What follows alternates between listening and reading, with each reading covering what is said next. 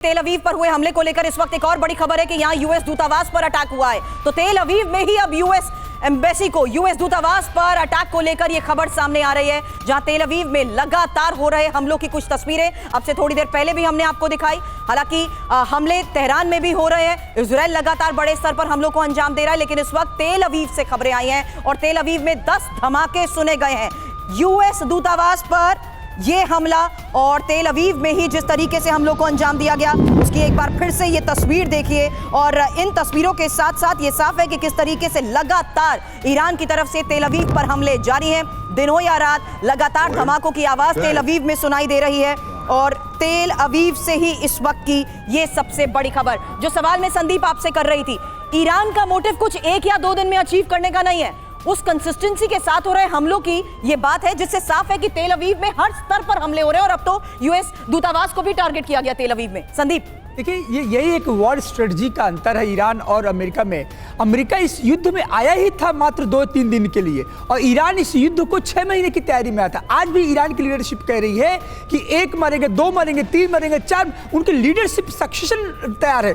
इतने प्रैक्टिकल होकर के वो युद्ध में उतरे हुए हैं कि यदि हमारी 1 leadership, 2nd, 3rd leadership, 4th leadership तक को वहाँ पर लीडरशिप तैयार है। और रही बात उसकी रही, अभी आपने दिखाया दूतावास पर, देखिए ईरान के पास जो क्षमता है मिसाइल की और ड्रोन की, वो उसी क्षमता के आधार पर उनको मालूम हो कि हमारी एयर कैपेबिलिटी कितनी, उनको मालूम हमारी नेवी कितनी है, और अपनी क्षमता, अपना आत्मविश्वास और अपनी स्ट्रेटजी, ये तीनों मिलाकर ईरान अभी अपने एज में है। स्पेशली तेल अवीव की बात करें तो जिस प्रकार से यूएस एम्बेसी में अटैक किया अभी आपने बताया, और उसके बाद मिडिल ईस्ट जो गल्फ की कंट्री है, एक गल्फ की कंट्री की पहचान क्या थी? ट्रेड और टूरिज्म यहाँ की पहचान हुआ करती थी। आज ध्वस्त हो गया। मुझे लगता है आने वाले दशकों समय तक कोई तैयार नहीं होगा कि टूरिज्म के लिए हम गल्फ कंट्री के लिए जाए। तो इनकी इकोनॉमी को चौपट कर डाला ईरान ने। तो मुझे लगता है इतना बड़ा पुश बैक जो है, अमेरिका कभी नहीं सोचा था कि ईरान रेजिस्टेंस करेगा, और इसीलिए ईरान में जो इच्छा शक्ति लड़ने की, तबाह करने की शक्ति है,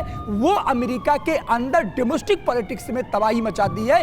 चाहे आप देख लीजिए कि मार्को रूबियो का स्टेटमेंट देखिए, या आप वहाँ के जो सीनेट है उनके स्टेटमेंट देखिए। डिफेंस मिनिस्टर कह रहा है कि हम इस वॉर में लंबे टाइम तक जा सकते हैं। मार्को रूबियो कह रहा है हम इसको बहुत जल्दी खत्म करना चाहते हैं। इसका मतलब है कि ट्रंप इस युद्ध को बहुत प्लान के रूप में नहीं आए थे, वो एक सनक के दौर में आए थे और इसीलिए कोई एग्जिट प्लान नहीं मिल पाया। लेकिन राठौर सर, डिफेंस एक्सपर्ट यही दावा करते थे कि पिछली बार के जून में 12 दिन के युद्ध से सबने बहुत कुछ सीखा है, चाहे अमेरिका और ईरान ने भी इस बार के युद्ध में अपनी स्ट्रैटेजी को बदल दिया है सर पूरी तरीके से।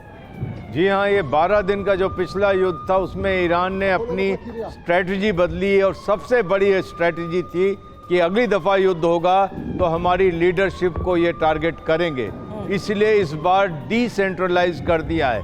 उस आईआरजीसी को ये कह रहे थे कि अगर आईआरजीसी के टॉप लीडरशिप को हम अटैक कर देते हैं तो काबू में आ जाएगी। आज वो लीडरशिप विभक्त हो गई है और ईरान के विभिन्न हिस्सों में उसी तरीके से उसने अपने ज़खीरों को भी विभक्त किया है। अभी अमेरिका पसोपेश में है कि अगर खुदा न खास्ता बूट ऑन ग्राउंड उतारने पड़े तो ईरान का क्या जवाब होगा।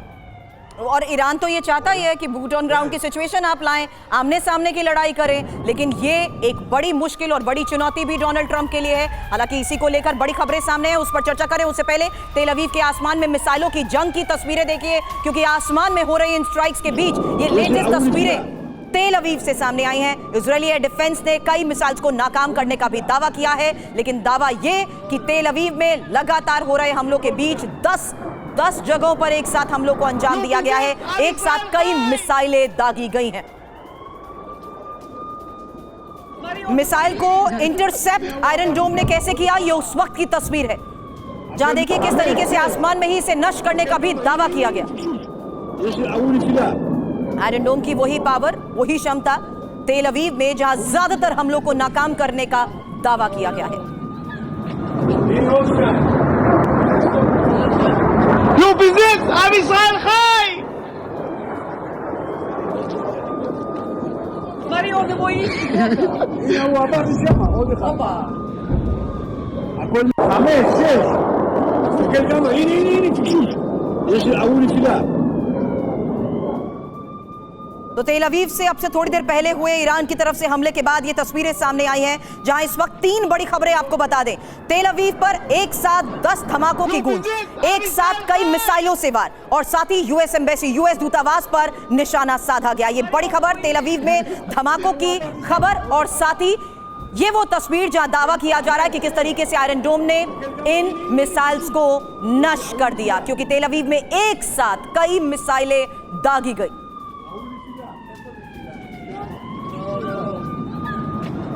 Oscar.